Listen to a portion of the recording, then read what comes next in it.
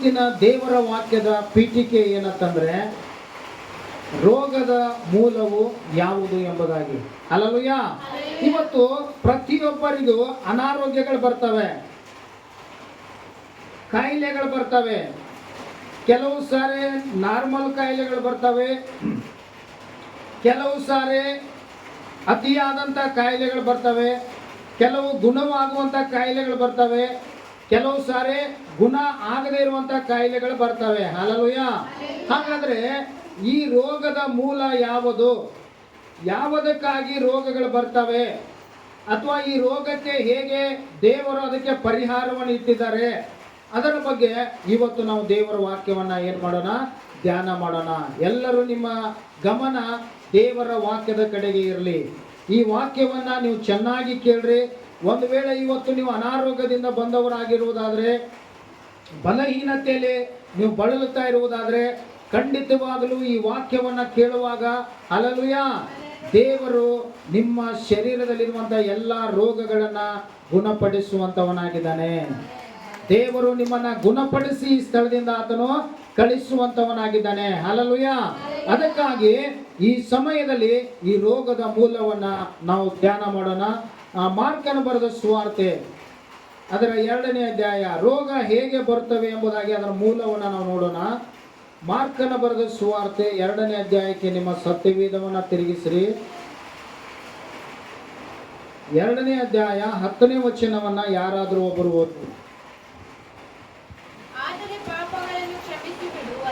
ಆದರೆ ಪಾಪಗಳನ್ನು ಕ್ಷಮಿಸಿ ಬಿಡುವುದಕ್ಕೆ ಮನುಷ್ಯ ಕುಮಾರನಿಗೆ ಭೂಲೋಕದಲ್ಲಿ ಅಧಿಕಾರ ಉಂಟೆಂಬುದು ನಿಮಗೆ ತಿಳಿಯಬೇಕು ಎಂದು ಹೇಳಿ ಪಾರ್ಶ್ವವಾಯು ರೋಗಿಯನ್ನು ನೋಡಿ, ಎದ್ದು ನಿನ್ನ ಹಾಸಿಗೆಯನ್ನ ಎತ್ತಿಕೊಂಡು ಮನೆಗೆ ಹೋಗೆಂದು ನಿನಗೆ ಹೇಳುತ್ತೇನೆ ಅಂದನು.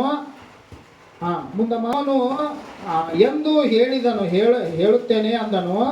ಅವನು ಎದ್ದ ಕೂಡಲೇ ತನ್ನ ಹಾಸಿಗೆಯನ್ನು ತೆಗೆದುಕೊಂಡು ಎಲ್ಲರ ಮುಂದೆ ಏನು ಮಾಡಿದನು, ಹೊರಟು ಹೋದನು. ಹಲ್ಲೆಲೂಯಾ. ಎಲ್ಲರ ಮುಂದೆ ಏನಂದ್ರೆ ಹೊರಟು ಹೋದನು. ಯಾರು ಹೊರಟು ಹೋದ್ರು? ಪಾರ್ಶ್ವವಾಯು ರೋಗಿ. ಎಲ್ಲರೂ ಮಾತಾಡ್ಬೇಕ್ರಿ, ಎಲ್ಲರಿಗೂ ಮಾತಾಡಕ್ ಬರ್ತೈತಿ ಅಲ್ರಿ? ಹಲ್ಲೆಲೂಯಾ. ನೋಡ್ರಿ, ಯೇಸು ಕ್ರಿಸ್ತನು ಇಲ್ಲಿ ಮಾಡಿದಂತ ಒಂದು ಅದ್ಭುತ ನೋಡುತ್ತೇವೆ ನಾವು. ಏನಂತಂದ್ರೆ, ಒಬ್ಬ ಮನುಷ್ಯನು ಒಂದು ರೋಗದಲ್ಲಿ ಇದ್ದಾನೆ. ಅದು ಯಾವ ರೋಗ? ಪಾರ್ಶ್ವವಾಯು. ಈ ಪಾರ್ಶ್ವವಾಯುಕ್ಕೆ ಇನ್ನೊಂದು ಹೆಸರು ಏನಂತಂದ್ರೆ ಲಕ್ವಾ. ಹಲ್ಲೆಲೂಯಾ. ನೋಡ್ರಿ, ಈ ಲಕ್ವಾ ಅನ್ನುವಂಥದ್ದು ಅಥವಾ ಈ ಪಾರ್ಶ್ವವಾಯು ರೋಗ ಅನ್ನುವಂಥದ್ದು ಯಾರಿಗಾದ್ರೂ ಬಂದು ಬಿಟ್ರೆ ಅವ್ರಿಗೆ ನಡೆಯಕ್ಕಾಗಂಗಿಲ್ಲ. ಅದು ಒಂದು ಶರೀರವನ್ನ ಏನ್ ಮಾಡ್ತೈತಿ ಅಂದ್ರ ಹಿಡ್ಕೊಂಡ್ಬಿಡ್ತೈತಿ. ಹಲ್ಲೆಲೂಯಾ. ಅಲ್ಲಿರುವಂತ ಎಲ್ಲಾ ನರಗಳು ಏನಾಗ್ತಾವ ಅಂದ್ರೆ ಜಗ್ಗಿ ಬಿಡ್ತಾವ. ಅದಕ್ಕೆ ಆ ಕೈನೂ ಆಡ್ಸಕ್ ಬರಂಗಿಲ್ಲ, ಕಾಲು ಆಡ್ಸಕ್ ಬರಂಗಿಲ್ಲ. ಆದರೆ ಈ ಪೇಷಂಟ್ ಹೆಂಗಿದೆ ಅಂತಂದ್ರ, ಇವನ ಯೇಸು ಕ್ರಿಸ್ತನ ಬಳಿಗೆ ಬರುವಾಗ ನಡ್ಕೊಂಡು ಬರಲಿಲ್ಲ. ಹಲ್ಲೆಲೂಯಾ. ಯಾರೋ 4 ಜನರು ಇವನ ಮೇಲೆ ಕರುಣೆ ತೋರಿಸಿ ಇವನನ್ನ ಯೇಸುವಿನ ಬಳಿಗೆ ಕರ್ಕೊಂಡು ಹೋದ್ರೆ ಇವನಿಗೆ ಗುಣ ಆಗುತ್ತದೆ ಎಂಬುದಾಗಿ ಏನ್ ಮಾಡಿದಾರೆ ಅಂದ್ರ, ಆತನನ್ನ 4 ಜನರು ಹೊತ್ತುಕೊಂಡು ಬಂದಿದ್ದಾರತ್ತ. ಹಲ್ಲೆಲೂಯಾ. ಹಾಗಾದ್ರೆ ಈ ರೋಗ ಎದರಿಂದ ಬಂದಿದೆ ಅಂತ? ಪಾಪದಿಂದ. ಎದರಿಂದ ಬಂದಿದೆ? ಪಾಪದಿಂದ. ಮನುಷ್ಯನು ತಾನು ಮಾಡತಕ್ಕಂತ ಪಾಪಗಳ ಮೂಲಕವಾಗಿ ಏನಂದ್ರೆ ರೋಗಗಳನ್ನ ತರುವಂತವನಾಗಿದ್ದ, ತೆಗೆದುಕೊಳ್ಳುವಂತವನಾಗಿದ್ದಾನೆ. ಹಲ್ಲೆಲೂಯಾ. ಅದಕ್ಕೆ ವಾಕ್ಯದಲ್ಲಿ ಬರೆಯಲ್ಪಟ್ಟಿದೆ ಏನಂದ್ರೆ, ಪಾಪವು ಕೊಡುವ ಸಂಬಳ ಏನಂದ್ರೆ ಮರಣ. ಮರಣ ಬರಬೇಕಾದ್ರೆ ಡೈರೆಕ್ಟ್ ಆಗಿ ಬರಲ್ಲ. ಹಲ್ಲೆಲೂಯಾ. ಆ ಮರಣದಕ್ಕಿಂತ ಮುಂಚಿತವಾಗಿ ಏನು ಬರ್ತೈತಿ? ರೋಗ ಬರ್ತೈತಿ. ಹಾಗಾದ್ರೆ ಇವತ್ತು ಈ ಲೋಕದಲ್ಲಿ ಪ್ರಮುಖವಾದ ಪಾಪಗಳು ಯಾವ್ರಿ? ಅದಲ್ಲ, ತಮ್ಮ ಶರೀರಕ್ಕೆ ಹಾನಿ ಮಾಡಿಕೊಳ್ಳುವಂತ ಪ್ರಮುಖವಾದ ಪಾಪಗಳು. ಸರಿ, ಈ ಸರಾಯಿ ಕುಡಿಯುವುದರ ಮೂಲಕವಾಗಿ ಏನಾಕತಿ ಅಂದ್ರ, ಕುಡಿದು ಕುಡಿದು ಕುಡಿದು ಏನಾಕತಿ, ಲಿವರ್ ಡ್ಯಾಮೇಜ್ ಆಕತಿ. ಆಮೇಲೆ ಅವ್ರ ಕರುಳುಗಳಿಗೆ ಏನಾಗ್ತಾವ? ತೂತು ಬೀಳ್ತಾವ. ಹಾಗಾದ್ರೆ ಆ ಸರಾಯಿ ಮೂಲಕವಾಗಿ ಆ ರೋಗ ಅವನಿಗೆ ಬಂತು. ಹಲ್ಲೆಲೂಯಾ.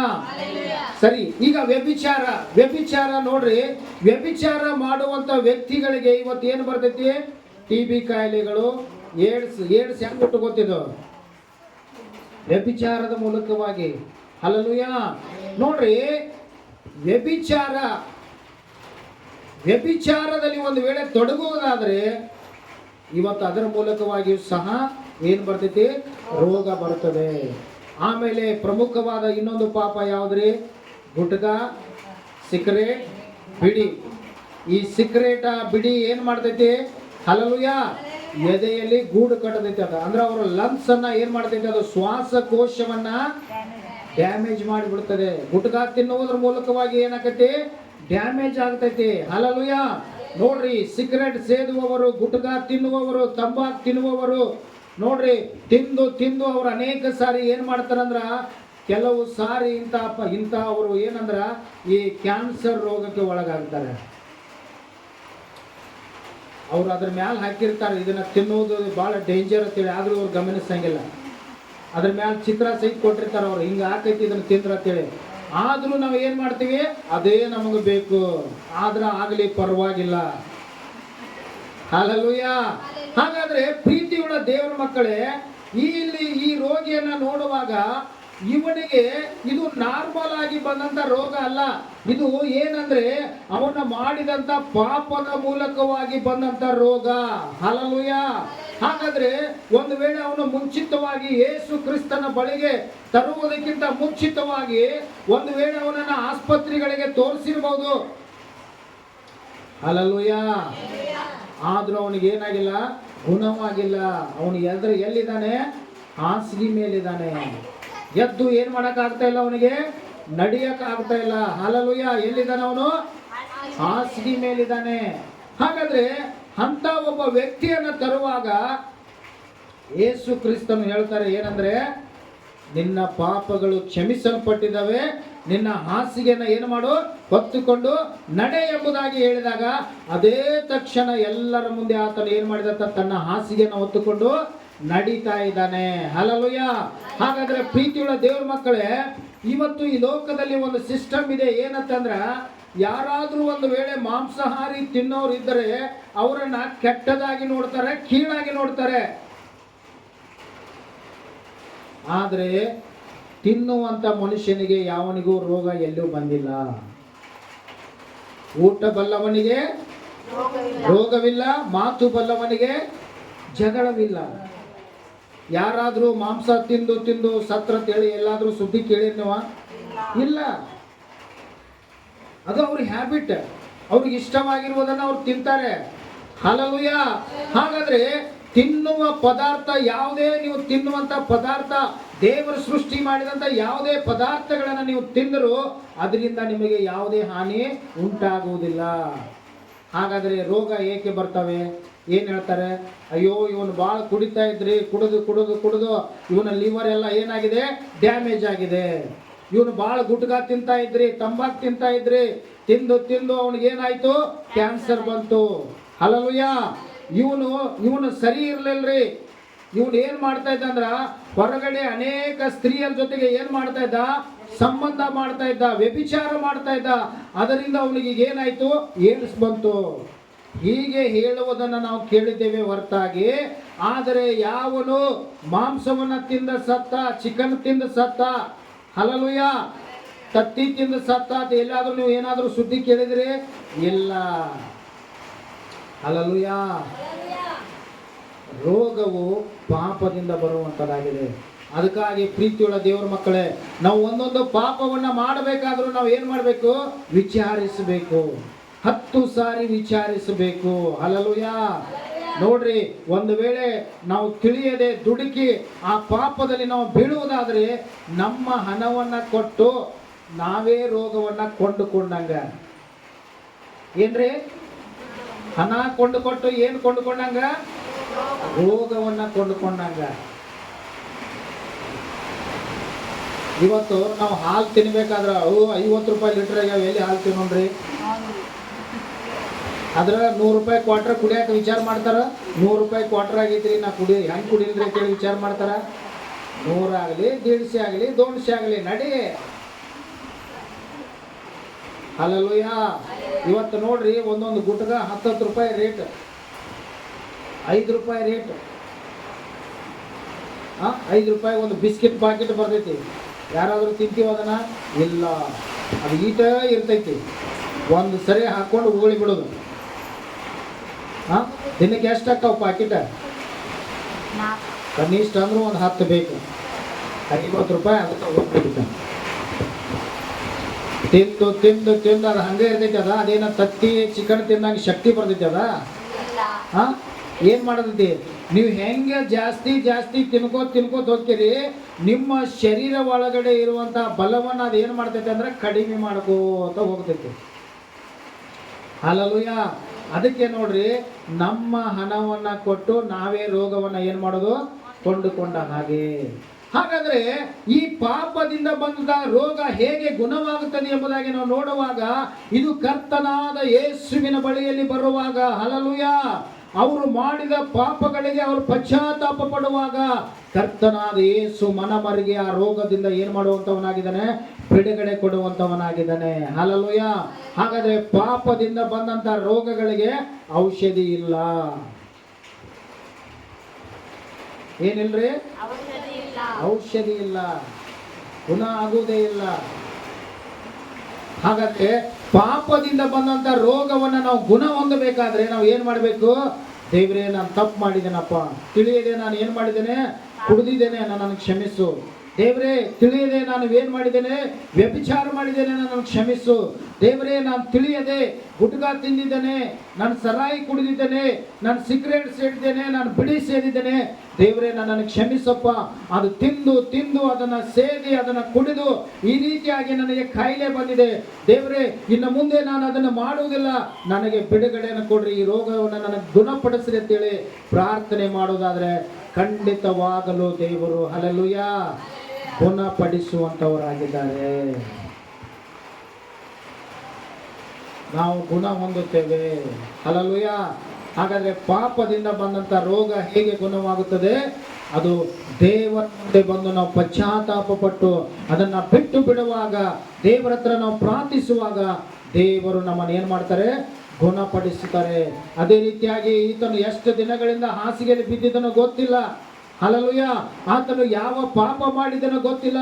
ಅಲ್ಲಿ ನಾವು ನೋಡ್ತೇವೆ, ದೇವರಾದ ಯೇಸು ಕ್ರಿಸ್ತನು ನಿನ್ನ ರೋಗ ಗುಣವಾಗಿದೆ, ಹೋಗು ಎಂಬುದಾಗಿ ಹೇಳಲಿಲ್ಲ.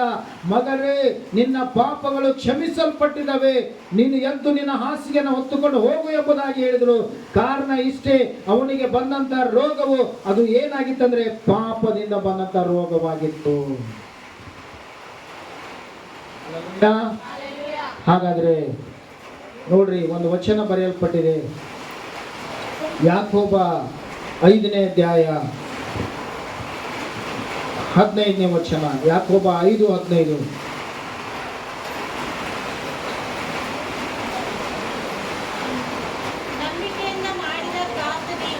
ನಂಬಿಕೆಯಿಂದ ಮಾಡಿದ ಪ್ರಾರ್ಥನೆಯು ರೋಗಿಯನ್ನ ರಕ್ಷಿಸುವುದು,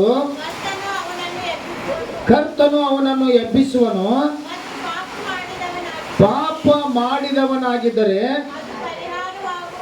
ಅದು ಪರಿಹಾರವಾಗುವುದು. ಯಾವಾಗ? ಪ್ರಾರ್ಥನೆ ಮಾಡುವಾಗ.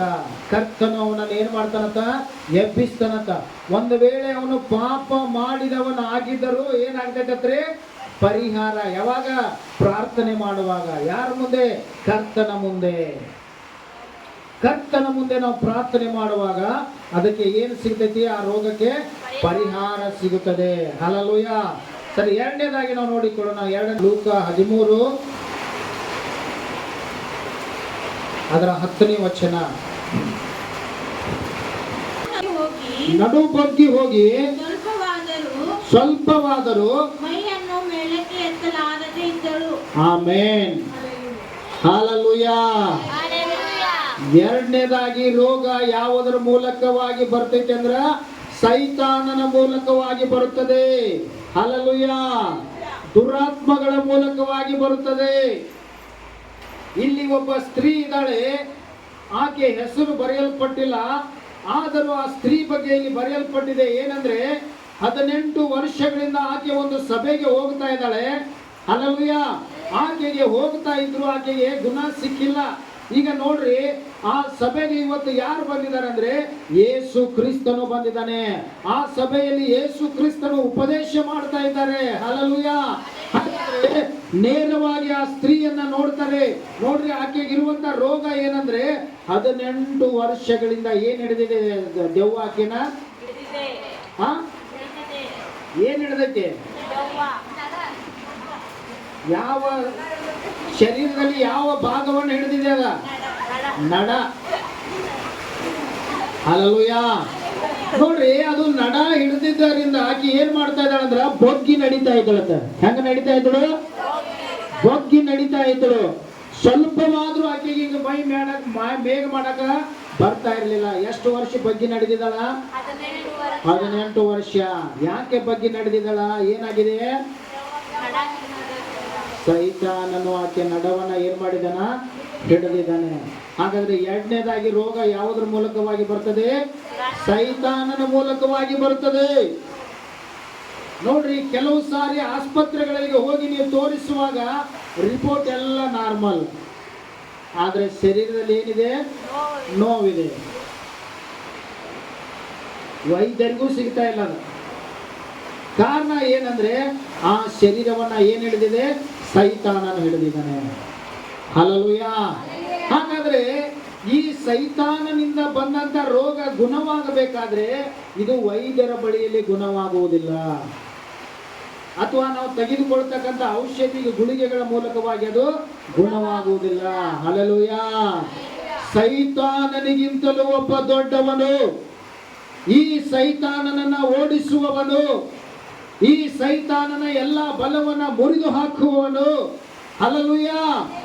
ಆತನ ಬಳಿಗೆ ನಾವು ಬರುವುದಾದರೆ ಆ ಸೈತಾನು ನಮ್ಮ ಶರೀರದಲ್ಲಿ ಯಾವುದೇ ಭಾಗವನ್ನ ಹಿಡಿದು ಆತನು ಬಾಧಿಸ್ತಾ ಇರುವುದಾದ್ರೆ ಯೇಸು ಕ್ರಿಸ್ತನು ಅದನ್ನ ಏನ್ ಮಾಡ್ತಾನಂದ್ರೆ ಓಡಿಸುವವರಾಗಿದ್ದಾರೆ.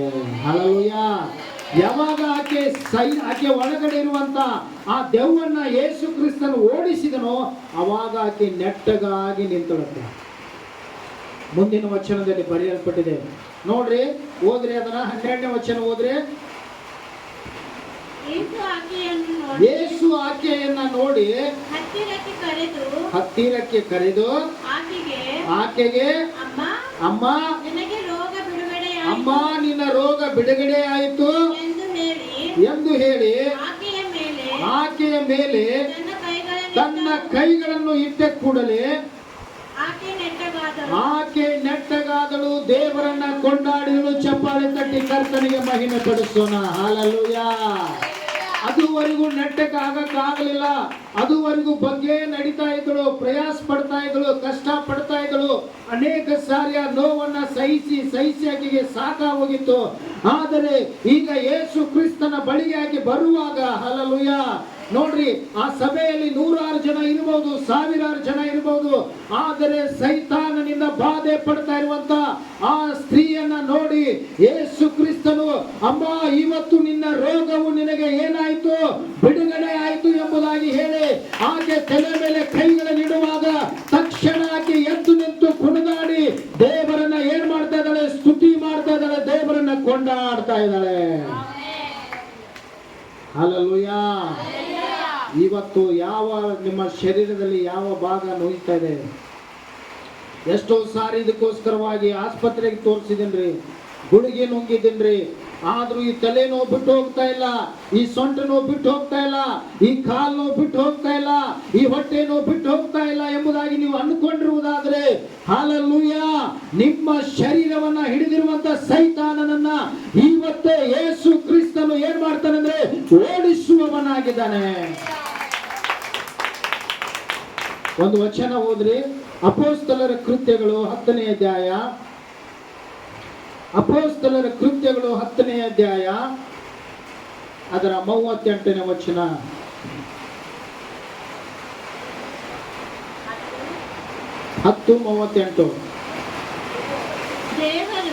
ದೇವರು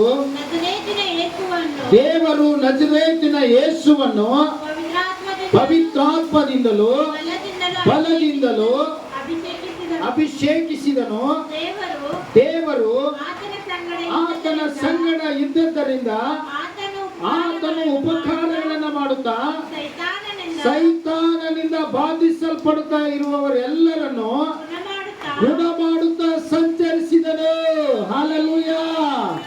ಯೇಸು ಕ್ರಿಸ್ತನು ಈ ಲೋಕದಲ್ಲಿ ಇರುವಾಗ ಆತನು ಪ್ರತಿ ಒಂದೊಂದು ಹಳ್ಳಿಗಳಿಗೆ ಪಟ್ಟಣಗಳಿಗೆ ಹೋಗುವಾಗ ಅಲ್ಲಿ ಯಾರ್ಯಾರು ಸೈತಾನನಿಂದ ಬಾಧಿಸಲ್ಪಡ್ತಾ ಇದ್ದರು, ಯಾರು ಸೈತಾನನ ಬಾಧೆಗೆ ಒಳಗಾಗಿದ್ದರು ಅಂತ ಜನರನ್ನ ಯೇಸುವಿನ ಬಳಿಗೆ ಕರೆತರುವಾಗ ಆ ಎಲ್ಲ ಸೈತಾನನ ಬಾಧೆಯಲ್ಲಿರುವಂತ ಜನರನ್ನ ಆತನ ಬಿಡಿಸುತ್ತಾ ಹೋದನು. ಅವ್ರನ್ನ ಬಿಡಿಸಿದಂತ ಯೇಸು ನಮ್ಮನ್ನ ನಿಮ್ಮನ್ನು ಬಿಡಿಸಂಗಿಲ್ರಿ? ಖಂಡಿತವಾಗಲು ಬಿಡಿಸ್ತಾರೆ. ಹಲ್ಲೆಲೂಯಾ. ಯಾಕಂದ್ರೆ ಯೇಸು ಬಂದಿರುವುದೇ ಈ ಸೈತಾನನು ತಂದ ನಮ್ಮ ಶರೀರದಲ್ಲಿ ಹಾಕಿದಂತ ರೋಗಗಳನ್ನ ಗುಣಪಡಿಸುವುದಕ್ಕಾಗಿ. ನಾವು ಸೈತಾನನು ನಮ್ಮ ಶರೀರದಲ್ಲಿ ರೋಗವನ್ನು ತಂದು ಹಾಕಿ ನಮ್ಮನ್ನ ಬಾಧಿಸ್ತಾ ಇದ್ದನು. ಆ ಬಾಧೆಯಿಂದ ನಾವು ಸಂತೋಷ ಪಡದೆ ನಾವು ಒಂದು ವೇಳೆ ನಿರಾಶರಾಗಿ ದುಃಖ ಪಡ್ತಾ ಇರುವುದಾದರೆ ಆ ಬಾಧೆಯಿಂದ ಯೇಸು ಕ್ರಿಸ್ತನು ಬಿಡಿಸುವವನಾಗಿದ್ದಾನೆ. ಹಲ್ಲೆಲೂಯಾ. ನಂಬಬೇಕು. ನನ್ನ ಇಡೀ ಶರೀರದಲ್ಲಿ ಸೈತಾನನು ಯಾವುದೇ ರೋಗವನ್ನು ತಂದು ಹಾಕಿದ್ರು ನನ್ನ ಕರ್ತನು ನನ್ನನ್ನು ಬಿಡಿಸ್ತಾನೆ ಅಂತೇಳಿ ನಾವು ಏನು ಮಾಡಬೇಕು? ನಂಬಬೇಕು. ನಂಬುವಾಗ ನನಗೆ ಸೌಖ್ಯ. ಹಲ್ಲೆಲೂಯಾ. ನೀವು ಹೇಳಬೇಕು ಸೈತಾನನಿಗೆ, ಸೈತಾನನೇ, ಯೇಸು ಕ್ರಿಸ್ತನ ಮುಂದೆ ನಿಲ್ಲುವುದಕ್ಕೆ ನಿನಗೆ ಯಾವ ಅಧಿಕಾರವಿಲ್ಲ. ಇವತ್ತಿನಿಂದ ನಾನು ಯಾರ ಮಗಳು? ಯೇಸುವಿನ ಮಗಳು. ಇವತ್ತಿನಿಂದ ನಾನು ಯಾರ ಮಗನು? ಯೇಸುವಿನ ಮಗನು. ಹಲ್ಲೆಲೂಯಾ. ಯೇಸುವಿನ ಮಗನಾಗಿದ್ದೇನೆ.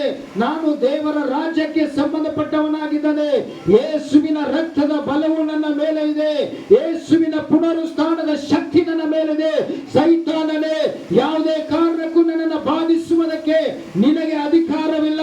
ನನ್ನನ್ನು ಬಿಟ್ಟು ತೊಲಗಿ ಹೋಗು. ಹಲ್ಲೆಲೂಯಾ. ನೀವು ಹೇಳಬೇಕು,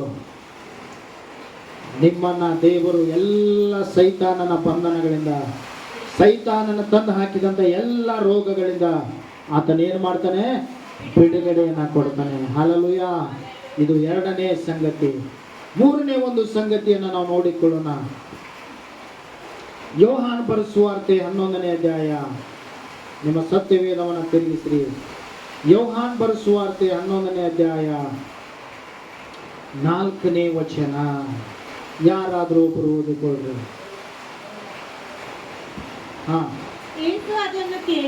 ಯೇಸು ಅದನ್ನ ಕೇಳಿ, ಈ ರೋಗವು ಮರಣಕ್ಕಾಗಿ ಬಂದದ್ದಲ್ಲ, ಇದರಿಂದ ದೇವಕುಮಾರನಿಗೆ ಮಹಿಮೆ ಉಂಟಾಗುವಂತೆ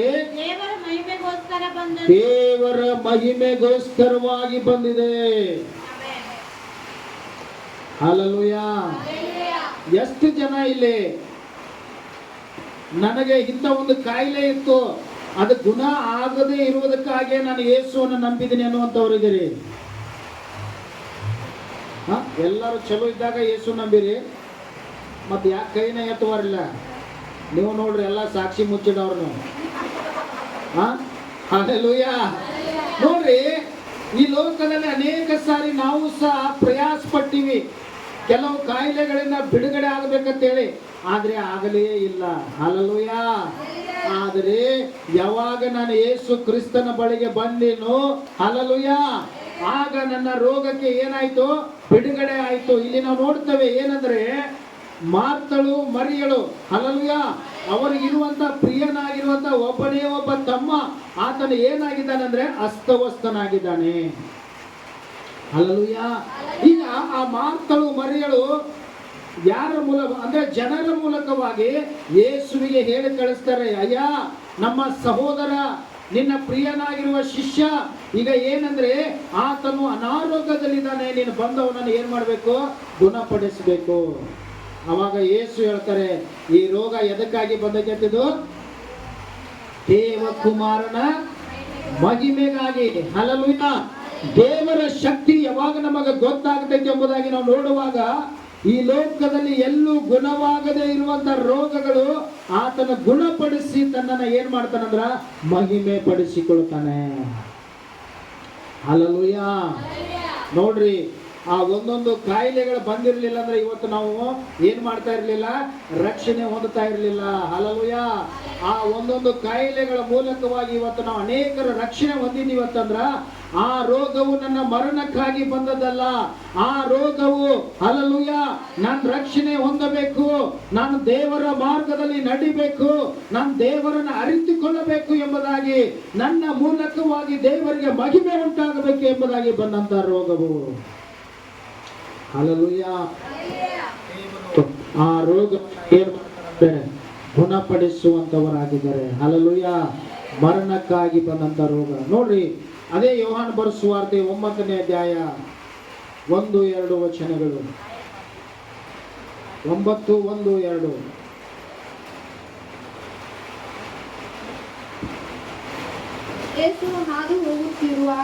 ಯೇಸು ಹಾದು ಹೋಗುತ್ತಿರುವಾಗ ಒಬ್ಬ ಹುಟ್ಟು ಕುರುಡನನ್ನು ಕಂಡನು. ಆತನ ಶಿಷ್ಯರು ಗುರುವೇ, ಇವನು ಕುರುಡನಾಗಿ ಹುಟ್ಟಿರುವುದಕ್ಕೆ ಯಾರು ಪಾಪ ಮಾಡಿದರು? ಇವನ ತಂದೆ ತಾಯಿಗಳು ಎಂದು ಆತನನ್ನ ಕೇಳಿದಕ್ಕೆ ಯೇಸು ಇವನು ಪಾಪ ಮಾಡಲಿಲ್ಲ, ಇವನ ತಂದೆ ತಾಯಿಗಳು ಪಾಪ ಮಾಡಲಿಲ್ಲ, ದೇವರ ಕ್ರಿಯೆಗಳು ಇವನಲ್ಲಿ ತೋರಿ ಬರುವುದಕ್ಕೆ ಇದಾಯಿತು. ಹಲ್ಲೆಲೂಯ.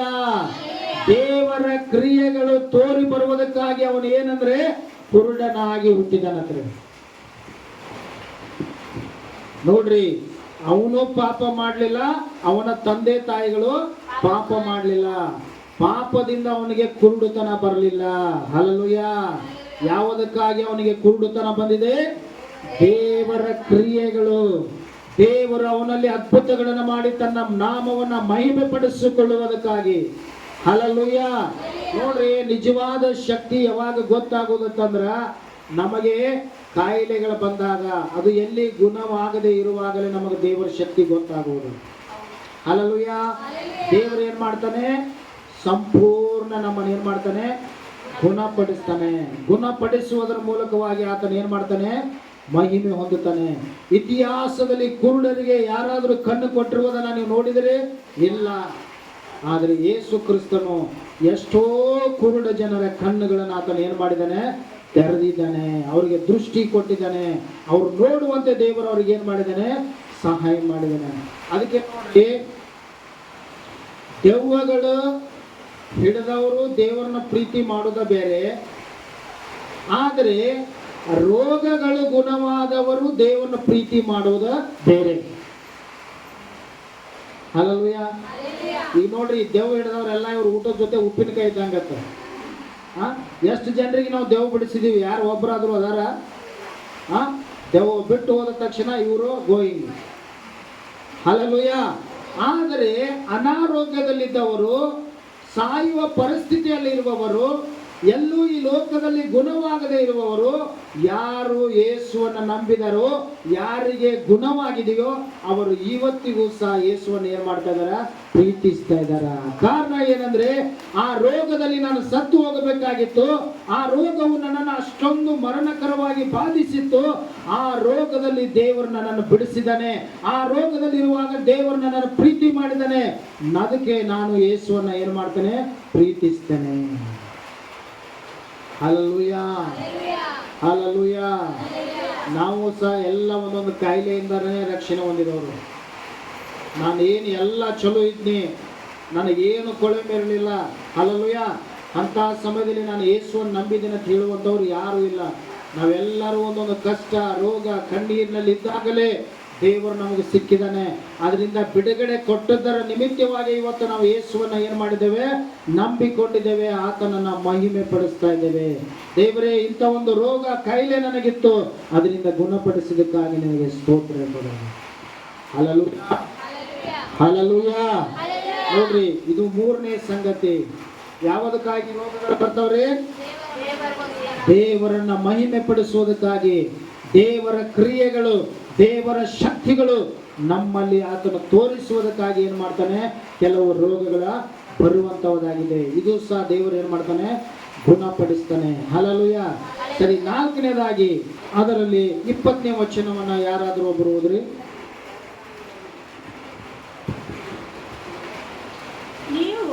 ನೀವು ದುರ್ನಡತೆಯುಳ್ಳವರಾಗಿ ಯೆಹೋವನನ್ನ ಬಿಟ್ಟದ್ದರಿಂದ ಆತನು ನಿಮ್ಮ ಎಲ್ಲಾ ಪ್ರಯತ್ನಗಳಲ್ಲಿಯೂ ವಿಪತ್ತು, ಕಳವಳ, ಶಾಪ ಇವುಗಳನ್ನು ಉಂಟು ಮಾಡುತ್ತಾ ನಿಮ್ಮನ್ನು ಬೇಗನೆ ನಾಶ ಮಾಡುವನು. ವ್ಯಾಧಿಯು ನಿಮಗೆ ಹತ್ತಿಕೊಂಡೇ ಇರುವಂತೆ ನೀವು ಸ್ವಾಧೀನ ಮಾಡಿಕೊಳ್ಳುವುದಕ್ಕೆ ಹೋಗುವ ದೇಶದಲ್ಲಿ ನಿಮ್ಮಲ್ಲಿ ಒಬ್ಬರು ಉಳಿಯದಂತೆ ಮಾಡುವನು. ಸರಿ, ಹಲ್ಲೆಲೂಯಾ. ಮುಂದೆ ಮತ್ತಲ್ಲಿ ಏನೇನು ರೋಗಗಳು ಎಂಬುದಾಗಿ ಬರೆಯಲ್ಪಟ್ಟಿದೆ ನೋಡ್ರಿ. 4ನೇದಾಗಿ ರೋಗ ಯಾಕೆ ಬರ್ತೈತೆ ಅಂದ್ರ ದೇವರಿಗೆ ಅವಿಧೇಯರಾಗಿ ಜೀವಿಸುವಾಗ. ನನ್ನ ಬಿಸಿನೆಸ್ ಚೆನ್ನಾಗಿ ನಡೀತಾ ಇದೆ, ನನ್ನ ಕೆಲಸ ಚೆನ್ನಾಗಿ ನಡೀತಾ ಇದೆ, ನಿನಗೆ ನನ್ನ ಯಾವ ದೇವರ ಅವಶ್ಯಕತೆ ನನಗಿಲ್ಲ. ಹಲ್ಲೆಲೂಯಾ. ನೋಡ್ರಿ, ಕಿಸೆ ತುಂಬ ಹಣ ಬಂದ ತಕ್ಷಣ ಮನಸ್ಸಿಗೆ ಬಂದ ರೀತಿಯಲ್ಲಿ ಜೀವಿಸುವುದು. ದೇವರು ಕೊಡಬಾರ್ದು ಜಾಗ ಕೊಟ್ಟ, ಅವಾಗ ಮತ್ತೆ ಚರ್ಚ್ ನೆನಪಾಗ್ತೈತಿ, ಅವಾಗ ಮತ್ತೆ ಪಾಸ್ಟರ್ ನೆನಪಾಗ್ತಾರ, ಅವಾಗ ಮತ್ತೆ ಬೈಬಲ್ ನೆನಪಾಗ್ತೈತಿ. ಹಲ್ಲೆಲೂಯಾ. ನೋಡ್ರಿ, ಅಲ್ಲಿ ತನ ಏನಾಗಂಗಿಲ್ಲ, ನೆನಪಾಗಂಗಿಲ್ಲ. ದೇವರಿಗೆ ಅವಿಧೇಯರಾಗಿ ಜೀವಿಸುವುದಾದರೆ ಅದರ ಮೂಲಕವಾಗಿಯೂ ಸಹ ವ್ಯಾಧಿಗಳು ಬರುವಂತವಾಗಿದ್ದಾವೆ ಪ್ರೀತಿ. ಹಲ್ಲೆಲೂಯಾ. ಹಾಗಾದ್ರೆ ನಾವು ಯಾವುದೇ ಕಾರಣಕ್ಕೂ ದೇವರಿಗೆ ಅವಿಧೇಯರಾಗಿ ನಾವು ಜೀವಿಸದೆ, ನಾವು ದೇವರಲ್ಲಿ ಭಯಭಕ್ತಿಯುಳ್ಳವರಾಗಿ, ದೇವರಲ್ಲಿ ನಂಬಿಕೆಯುಳ್ಳವರಾಗಿ ನಾವು ಜೀವಿಸುವುದಾದರೆ ಆತನು ನಮಗೆ ಯಾವ ವ್ಯಾಧಿಯು ಉಂಟಾಗದಂತೆ ಏನು ಮಾಡ್ತಾನಂತ ದೇವರು ಸುರಕ್ಷಿತವಾಗಿ ನಮ್ಮನ್ನ ಕಾಪಾಡುವಂತವನಾಗಿದ್ದಾನೆ. ನೋಡ್ರಿ, ನಿಮ್ಮ ದೇವರಾದ ಯೆಹೋವನೊಬ್ಬನನ್ನೇ ಆರಾಧಿಸಬೇಕು. ಆಗ ಆತನು ನಿಮ್ಮ ಅನ್ನಪಾನಗಳನ್ನು ಆಶೀರ್ವದಿಸುವನು. ನಿಮ್ಮೊಳಗಡೆ ಯಾವ ವ್ಯಾಧಿಯು ಉಂಟಾಗದಂತೆ ಮಾಡುವೆನು. ನಿಮ್ಮ ದೇಶದಲ್ಲಿ ಗರ್ಭಸ್ರಾವವಾಗಲಿ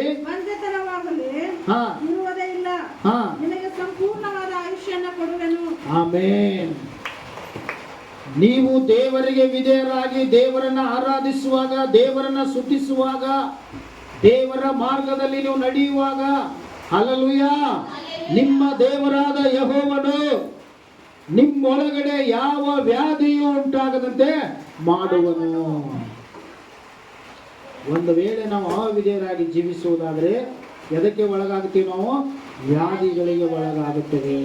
ಇದರ ಮೂಲಕವಾಗಿ ಸಹ ಏನು ಮಾಡ್ತವೆ? ಕಾಯಿಲೆಗಳು ಬರುವಂತವಾಗಿದ್ದಾವೆ. ಹಲ್ಲೆಲೂಯಾ. ಮೊದಲನೇದಾಗಿ ರೋಗ ಯಾವುದರ ಮೂಲಕವಾಗಿ ಬರ್ತೈತ್ರಿ? ಪಾಪದ ಮೂಲಕವಾಗಿ. ಎರಡನೇದು ಸೈತಾನನ ಮೂಲಕವಾಗಿ. ಮೂರನೇದು ದೇವರ ಮಹಿಮೆಗಾಗಿ. ನಾಲ್ಕನೇದು ದೇವರಿಗೆ ಅವಿಧೇಯರಾಗಿ ಜೀವಿಸುವಾಗ. ಎಲ್ಲರ ಕಣ್ಣುಗಳನ್ನು ಮುಚ್ಚಿ ಪ್ರಾರ್ಥನೆ ಮಾಡಿಕೊಳ್ಳೋಣ. ಕರ್ತನೇ, ನಿನಗೆ ಸ್ತೋತ್ರವಾಗಲಿ. ಇವತ್ತು ಕೊಟ್ಟಂತ ಎಲ್ಲ ವಾಕ್ಯಗಳಿಗಾಗಿ ನಾವು ಸ್ತೋತ್ರ ಮಾಡ್ತೇವೆ ಪರಾಕ್ಷ. ಒಂದು ವೇಳೆ ಇದರ ಒಳಗಡೆ ಯಾರಾದರೂ ಹಲ್ಲೆಲೂಯಾ ತಿಳಿಯದೆ ಪಾಪಗಳನ್ನ ಮಾಡಿ ಕರ್ತನೆ ವ್ಯಾಧಿಗಳಿಗೆ ಒಳಗಾಗಿರುವುದಾದರೆ, ಆ ವ್ಯಾಧಿಯನ್ನ ಅನುಭವಿಸ್ತಾ ಇರುವುದಾದರೆ ನಾನು ಪ್ರಾರ್ಥನೆ ಮಾಡ್ತೇನೆ ಕರ್ತನೆ, ಯೇಸುವಿನ ನಾಮದಲ್ಲಿ ಅವರೆಲ್ಲ ಪಾಪಗಳು ಕ್ಷಮಿಸಲ್ಪಟ್ಟು ಕರ್ತನೆ ಆ ಎಲ್ಲ ರೋಗಗಳು ಗುಣವಾಗುವಂತೆ ನೀವು ಆಶೀರ್ವಾದ ಮಾಡ್ರಪ್ಪ. ನಮಗೆ ಸ್ತೋತ್ರ. ಒಂದು ವೇಳೆ ಇದರ ಒಳಗಡೆ ಯಾರಾದರೂ ಸೈತಾನನಿಂದ ಬಾಧಿಸಲ್ಪಡ್ತಾ ಇರುವುದಾದರೆ, ಸೈತಾನನು ಇವರ ಶರೀರವನ್ನ ಮುಟ್ಟಿ ಆತನು ಅದನ್ನ ಬಾಧಿಸ್ತಾ ಇರುವುದಾದರೆ, ಯೇಸುವಿನ ನಾಮದಲ್ಲಿ ಈಗಲೇ ಎಲ್ಲ ಸೈತಾನನ ವ್ಯಾಧಿಗಳು ಸಂಪೂರ್ಣ ಗುಣವಾಗಲಿಕ್ಕಾಗುವಂತೆ ನೀನು ಸಹಾಯ ಮಾಡುತ್ತಾನೆ ಅಪ್ಪ. ಇದರ ಒಳಗಡೆ ಆಗಿ ನಾನು ಪ್ರಾರ್ಥಿಸ್ತೇನೆ. ಒಂದು ವೇಳೆ ನಿನ್ನ ಮಹಿಮೆಗಾಗಿ ಕರ್ತನೆ ದೇವರೇ, ನಿಮ್ಮ ಮಹಿಮೆಗಾಗಿ ರೋಗ ಬಂದಿರುವುದಾದರೆ ಯೇಸುವೆ ಆ ರೋಗವನ್ನ ಗುಣಪಡಿಸಿ ನಿನ್ನ ನಾಮವನ್ನ ಮಹಿಮೆ ಪಡಿಸಿಕೋ. ಆ ರೋಗವು ಅನೇಕರಿಗೆ ಸಾಕ್ಷಿಯಾಗಿ ಕರ್ತನೆ ಅದರ ಮೂಲಕವಾಗಿ ನಿನ್ನ ನಾಮ ಮಹಿಮೆ ಅನ್ನಲಿ, ನಿನ್ನ ಗೌರವವು ಇನ್ನೂ ಹೆಚ್ಚಿಸಲ್ಪಡಲಿ ಕರ್ತನೆ. ನಿನಗೆ ಸ್ತೋತ್ರ. ಹಲ್ಲೆಲೂಯಾ. ಒಂದು ವೇಳೆ ಅವಿಧೇಯತೆಯಿಂದ ರೋಗಗಳು ಬಂದಿರುವುದಾದರೆ ನಾನು ಪ್ರಾರ್ಥಿಸ್ತೇನೆ. ಯಾರ್ಯಾರು ಅವಿಧೇಯರಾಗಿದ್ದೇವರೆ ನಿನ್ನನ್ನು ಮರೆತು ಬಿಟ್ಟು ಹೋಗಿ ಕರ್ತನೆ, ಅದೇ ಪಾಪದ ಜೀವಿತದಲ್ಲಿ ದೇವರಿಗೆ ವಿರುದ್ಧವಾಗಿ ಜೀವಿಸಿದರು, ಅವಿಧೇಯರಾಗಿ ಜೀವಿಸಿದರ ಮೂಲಕವಾಗಿ ಇವತ್ತು ಯಾರ್ಯಾರಿಗೆ ವ್ಯಾಧಿಗಳು ಬಂದಿದ್ದರು ಅಂತ ಜನರು ಕರ್ತನೆ ನಿನ್ನ ಬಳಿಗೆ ಬಂದಿರುವುದಾದರೆ ಯೇಸುವಿನ ನಾಮದಲ್ಲಿ ನಾನು ಪ್ರಾರ್ಥಿಸ್ತೇನೆ. ಅವರ ಎಲ್ಲ ಅವಿಧೇಯನ ಕ್ಷಮಿಸಿ ಕರ್ತನೆ, ಅವ್ರನ್ನ ಗುಣಪಡಿಸಬೇಕಪ್ಪ. ನೀನು ಗುಣಪಡಿಸುವ ದೇವರಾಗಿದೆಯಾ. ನಿನ್ನ ಮುಂದೆ ವ್ಯಾಧಿಗಳು ಓಡುತ್ತವೆ, ನಡೆಯುತ್ತವೆ ಎಂಬುದಾಗಿ ನಾವು ವಾಕ್ಯದಲ್ಲಿ ನೋಡುತ್ತೇವೆ. ಅಪ್ಪ, ನಿನ್ನ ಬಾಸುಂಡೆಗಳಿಂದ ನಮ್ಮನ್ನು ಗುಣಪಡಿಸುವಂತ ದೇವರಾಗಿದೆಯಾ.